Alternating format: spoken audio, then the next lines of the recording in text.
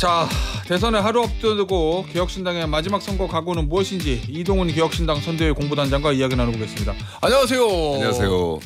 단장님, 이 대선 때 마지막 날 주요 후보들이요, 마지막 날 어디서 무슨 얘기하나 많이들 보잖아요. 네네. 근데 제가 그동안 살펴본 바에 따르면 대부분 다 서울에서 하거든요. 주권자 제일 많으니까. 맞습니다. 지방에서 하는 사람은 제가 이준석 후보 처음 본 것 같은데 거기다 대구. 이거는 왜 마지막을 대구에서 하는 거예요? 서울 아니고? 요거 얘기를 좀 하려면은 아무래도 좀 선거 전체를 좀 얘기를 좀 다시 좀 해야 될 것 같거든요. 예. 근데 뭐 또 시간을 주시면 제가 말씀을 드릴게요. 그러니까 이제 이번 대선 같은 경우에 보통 대선이라는 게 원래 이제 전망적 투표, 미래를 보고 이제 투표를 하는 건데 이번 대선 같은 경우에는 회고적 투표, 심판 선거가 돼버렸습니다. 그러니까 뭐 이유는 뭐 분명하죠. 윤석열 대통령이 불법 계엄을 해가지고 탄핵을 당하면서 만들어진 조기 대선이기 때문에 윤석열 심판 선거가 돼버렸습니다. 그래서 압도적으로 저희들이 이제 봤을 때 이제 초기 구도가 한 60% 정도가 정권 교체를 원하는 60% 이상이 그런 구도에서 출발을 했습니다. 그러다 보니까 저희들도 이제 그 구도 자체가 계속 지금까지 이어져 오고 있다라는 게 저희들 분석이고요. 그러다 보니까 아무래도 그 정권 교체라는 것을 원하는 사람들이 그럼에도 불구하고 이재명 후보를 만족하지 않고 이재명 후보를 지지하는 분들이 있단 말이에요. 그분들 같은 경우에 주요하게 이제 이준석 후보, 개혁신당 이준석 후보하고 지지한테 와 있는 상황이고. 그래서 저희들이 이제 항상 얘기하는 것이 이번 대선에서 이기기 위해서는 방법이 이준석 후보는 무조건 완주를 해야 된다. 그리고 가장 확실한 방법은 이긴다는 것은 저희 반 이재명 세력 내지는 보수 세력을 말하는 겁니다. 그 보수 세력이 이기기 위해서는 방법은 두 가지인데 하나는 이준석 후보가 김문수 후보의 지지를 받아서 보수 진영의 단일 후보가 되는 방법이 하나 있다. 두 번째는 동탄 모델처럼 이준석 후보가 끝까지 완주하면서 이재명 후보의 지지율을 잡아줌으로써 그 60%, 40%대로 이재명 후보의 지지율을 잡아줌으로써 남은 60%를 가지고 보수 진영이 어떻게 어떤 식으로 나누든 해서 이기는 방법이 있다. 이 두 가지를 제가 계속 말씀을 드렸는데 첫 번째 방법 같은 경우에 사실 이제 물 건너갔죠. 김문수 후보가 단일화를 사퇴를 우리는 김문수 후보의 사퇴를 요구를 했는데 김문수 후보가 받아들이지 않으면서 결국은 그 가장 어떻게 보면 확실한 방법이었던 것이 이제 무산이 되면서 이 선거 자체가 굉장히 어려움에 처해 있고 그런 걸 갖다가 지금까지도 우리가 이제 뭐 내부조사나 이런 걸 통해서 읽을 수가 있다. 일단 이렇게 말씀을 좀 드릴게요. 그래서 지금 저희들은 이제 왜 대구를 가냐고 이제 질문을 하셨는데 그렇습니다. 지금 사전투표를 가장 안 하고 많이 본투표에 표심이 남아있는 데가 대구입니다. 대구 경북 지역이고. 그리고 또 중요하게는 우리 보수 표심이 아직까지 결정을 못하고 있다. 이렇게 말씀드리겠습니다. 그러니까 이 국민의힘 쪽에서는 여전히 김문수 후보가 이길 수 있다라면서 우리가 김문수 후보 쪽으로 표를 몰아달라라고 얘기를 하고 있지만 저희들이 보기에는 이미 김문수 후보가 이번 대선에서 이재명 후보를 꺾을 가능성은 0%입니다. 왜냐하면 확장성이 전혀 없기 때문입니다.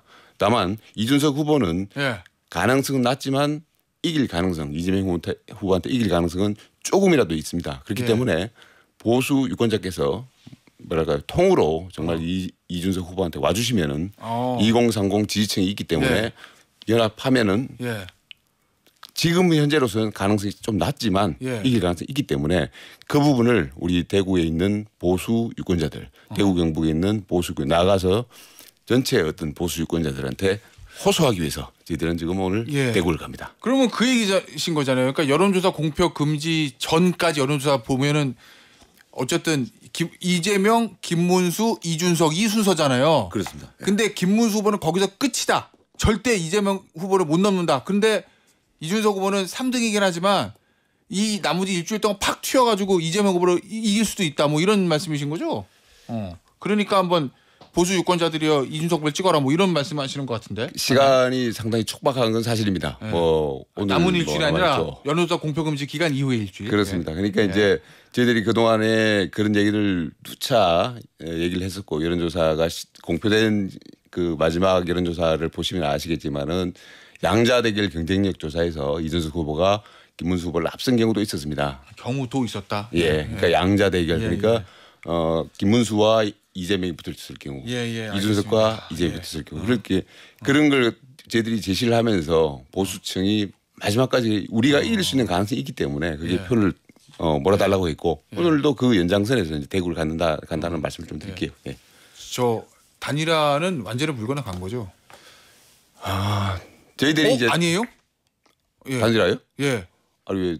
물 건너간 거죠. 그러니까 사실상 물 건너고 이 김문수 후보가 사퇴하지 않는 한 단일화는 이루어지지 않습니다. 아니 근데 김민석 민주당 상임 공동선대위원장이 아직 6월 3일 새벽 5시 50분까지 시간이 있다. 그래서 계속 단일화 할 거다 계속 이렇게 얘기를 해가지고 그분이 새벽 5시 뭐를 얘기하시는지 왜 모르겠어요. 오후 3시까지도 있는데 오후 한 3, 4시까지도 단일화하면 되는 거 아닌가요? 근데 마지막에 사퇴예요? 저는 그렇게 생각해요. 이분들이 속마음은 그럴 거라고 봐요. 그러니까 제발 이준석이 저쪽으로 단일화해서 사퇴를 해라라는 게 저 민주당 쪽 속마음인 것 같아요. 왜냐하면 이준석 후보의 사퇴를 바란다고요? 속마음은? 그렇습니다. 완주를 바라는 게 아니고요? 그 사람들이 이제 자기들도 여론조사를 해보면 다 나오지 않습니까? 그러니까 이재명 후보의 어떤 확장성이랄까요? 표를 잡고 있는 것이 이준석 후보이기 때문에 이준석 후보가 빠지는 순간 그 표는 어디로 가냐면은 김문수 후보한테 가는 게 아니고 이재명 후보한테 가버립니다. 그렇게 되면은 이재명 후보가 50% 넘거나 그 가까이 가면서 후보 당선 확정이 돼버립니다. 그러니까 민주당의 속내는 솔직히 말해서 이준석이가 빨리 사퇴를 하고 단일화를 좀 해줬으면 좋겠다라는 게 아닐까 저는 그렇게 생각을 하고요. 그리고 또 한 가지 그렇게 되면은 미래의 보수의 어떤 자원인 그 이준석 후보의 또 그 굉장히 어떻게 보면 커리어상에서 흠집이 잡히는 그런 결과가 되기 때문에 자기들로서는 웬간하면 이준석 후보가 빨리 단일화하고 저쪽으로 가줬으면 좋겠다라고 아마 생각을 하고 있지 않나 생각합니다. 어쨌든 단일화는 없다. 이제 말씀이시고 이준석 후보의 페이스북 메시지 보니까 완주하지 못할 것이라는 조롱과 비아냥, 양당 기득권 세력의 어마어마한 협공을 뚫고 저는 오늘까지 달려왔습니다. 이렇게 올렸더라고요. 이준석 후보에게 완주의 의미는 뭡니까? 제가 사실 이제 저도 이제 국민의힘이나 민주당 등 거대 정당을 좀 취재를 오래 했는데 오래 하셨죠. 하다가 이제 이 3지대 정당이라는 데를 와가지고 직접 겪어보니까 굉장히 어렵습니다. 정말 그 국민의힘이나 민주당과는 비교가 할 수 없어요. 그러니까 조직이나 자금 뭐 아주 비교를 할 수 없을 정도고 그리고 시스템 자체가 우리나라는 거대 정당이 중심으로 굴러가도록 돼 있습니다. 그래서 뭐 자금만 하더라도 그 거대 정당 같은 게 선거 자금을 공식적으로 한 500억씩 씁니다. 500억씩. 그런데 이 개혁신당 같은 게 나중에 나와보면 알겠지만은 정말 얼마 안 되는 돈을 가지고 대선을 지금 치르고 있거든요. 그런 상황에서 이제 또 시스템적으로 지금 보시면 알겠지만은 국민의힘에서 자꾸 단일화를 요구하는 것이 그런 식으로 요구하는 것이 결국은 이 양쪽 당에서 빨아당기는 유권자들에 대한 그 흡입력이 굉장합니다. 그렇기 때문에 거기서 3지대 정당으로서 살아남는다는 것 그리고 어느 정도의 득표를 보여준다는 것은 제가 봤을 때 정말 굉장한 일이다. 그래서 이준석 후보 정도 되니까 그게 가능하지 않았나 생각이 돼요. 그런 것들을 총체적으로 좀 반영을 해서 이준석 후보가 그런 얘기를 아마 한 것 같습니다. 알겠습니다. 아니 황교안 후보는 사퇴했고 김문수 후보 지지하면서 그럼 범보수 진영에 남은 거는 김문수 후보 제외하면 이준석 후보거든요. 만약에 이제 보수 진영이 패배한다. 이재명 후보가 당선된다. 그러면은 패배의 책임이 이준석 후보에게 혹시 갈 수도 있잖아요. 그 가능성은 좀 염두에 두고 계세요? 그래서 제가 이제 처음부터 이제 말씀드렸다시피 이 선거가 조기 대선이 치러지게 된 것이 누구 때문에 치러지게 됐는가? 국민의힘과 윤석열 전 대통령 때문에 치러지게 된 선거입니다. 그리고 거기서도 제대로 된 반성을 하지 않고 김문수 후보를 내세웠습니다. 김문수 후보는 여전히 계엄과 탄핵에서 자유롭지 않습니다. 그리고 금방 뭐 황교안 후보 말씀하시고 그 자유통일당 후보 말씀하셨는데 지금 김문수 후보를 지지하는 분들을 한번 돌아보십시오. 그러니까 후보는 아니지만 윤석열 전 대통령이 계엄 사태에 책임이 있고 이번 조기 대선을 만들 책임이 있는 윤석열 전 대통령이 지지선을 했지 않습니까? 그런데 거기에 대해서 김문수 후보는 마치 뭐 실체하는 듯이 받아들이고 있고요. 그리고 그 정광훈 목사의 자유통일당 후보도 단일화를 해버렸고 그리고 부정선거 부정선거 음모론을 늘 주장해 오시는 황교안 후보도 단일화를 하면서 사퇴를 했습니다. 그러니까 제가 봐서는 김문수 후보의 그 지지층 내지는 지금 연대 단일화 연대라는 것은 우리가 이제 영화 어벤져스를 얘기를 하는데 어벤져스의 반대말이 다크 어벤져스라는 말이 있다고 합니다. 그러니까 어둠에 그러니까 그런 분들이 한번 면면을 한번 보십시오. 이분들이 과연 보수의 미래가 될 수 있는 분들인지 이런 분들이 연합해서 단일화를 한다고 하는데 그 단일화에 어떻게 이준석 후보가 거기에 그 같이 할 수가 있겠습니까? 그건 말도 안 되는 얘기입니다. 우리는 어떤 정치공학적인 걸 따지기 전에 명분상으로도 이준석 후보가 그런 다크 어벤져스들의 연합에 절대 함께 할 수 없다는 점을 분명히 말씀드립니다. 알겠습니다. 자, 앞서 말씀해 주셨던 여론조사 좀 말씀드려야 될 것 같아요. 기호를. 서울경제신문이 한국갤럽에 의뢰해서 26일에서 27일 무선전화 면접 방식으로 했던 여론조사고요. 자세한 거는 중앙선거 여론조사심의위원회 홈페이지 참조하시면 되는데 가상양자 대결을 붙여봤습니다. 그랬더니 이재명 대 김문수는 이재명 51, 김문수 45, 6%포인트 차고 이재명 대 이준석은 이재명 48, 이준석 43, 그래서 5%포인트 차 이렇게 기록한 적이 있었다는 거 요거를 좀 말씀을 드릴게요. 후보님, 이준석 후보 개인적으로 보면 가장 큰 이슈가 단장님 마지막 3차 TV 토론에 있었던 그 발언이잖아요. 젓가락 발언 말씀. 네, 젓가락.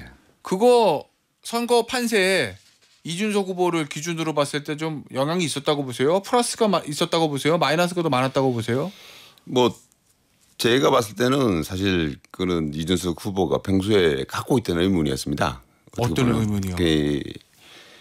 저도 이제 사석에서 이준석 후보가 그런 얘기를 하는 걸 많이 들었는데 그러니까 뭐 우리 앵커님도 혹시 들어보시지 않았나 모르겠는데 그 뭐냐면은 그런 의문이었어요. 그러니까 어떻게 이런 생각을 하는 그러니까 그 아드님 이동우 씨 말뿐만 아니고 그 이재명 후보도 뭐 병기 발언 이런 것들을 했어요. 그러니까 간질 발언이나 이런 것들을 같이 얘기를 하면서 이렇게 좀 엽기적인 내용의 욕설이 그냥 욕설이 아니고 무슨 호러 영화에서나 볼 듯한 이런 장면들을 갖다가 이런 식으로 말씀을 하시고 그걸 글로 올리는 분들의 도대체 사고는 어떤 것인가라는 생각을 이준석 후보가 늘 저한테는 사적으로 얘기를 하더라고요. 그래서 그런 궁금증이 있는 차에 아마 그 이재명 후보가 만약 대통령이 된다면은 굉장한 권력 그러니까 뭐 상권을 다 통할하는 그런 권력을 쥐게 되는데 그런 분이 그런 좀 사고랄까 이런 부분에서 우리가 명쾌하지 못한 분이 이런 권력을 쥐면 안 된다는 생각을 하고 있었고 그래서 그런 질문을 하게 된 것 같아요. 그러니까 본질적으로 그게 sa실은 TPO는 잘못된 거죠. 그러니까 그런 부분들에 대해서는 이준석 후보도 사과를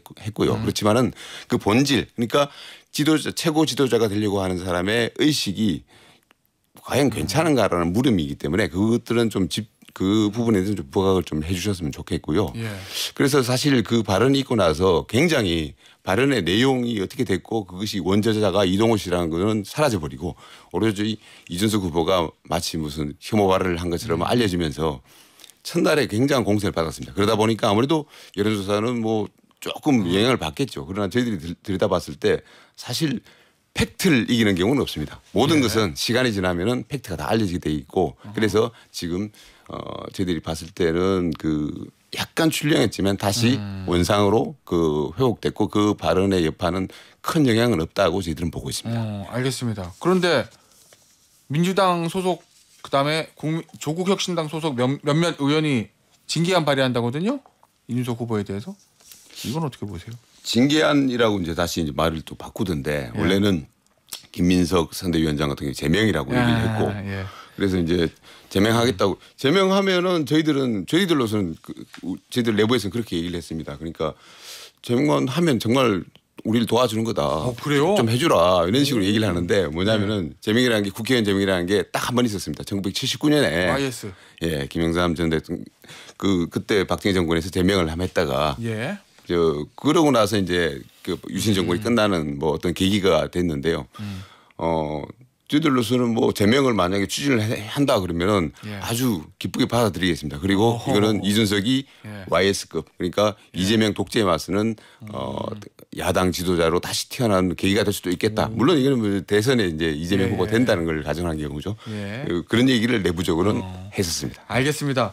자, 주말에 이른바 리박스쿨 논란 이게 떴어요. 그런데 이 댓글에 보면은 역시 이재명 후보뿐만 아니라 이준석 후보도 지금 비난하는 그런 댓글을 많이 달아라 뭐 이렇게 했다고 뉴스타파가 보도했던데 이건 어떻게 보고 계세요?